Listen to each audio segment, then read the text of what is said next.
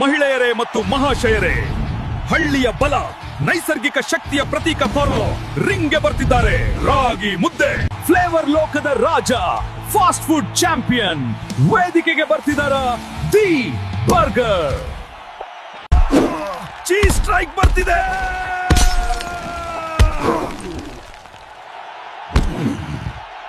ಇದು ನೈಸರ್ಗಿಕ power punch. ರಾಗಿ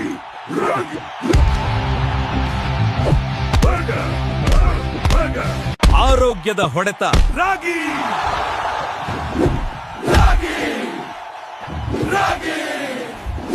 ಈ ಹೋರಾಟದ ವಿಜೇತ, ನೈಸರ್ಗಿಕ ಶಕ್ತಿಯ ಚಾಂಪಿಯನ ರಾಗಿ ಮುದ್ದೆ.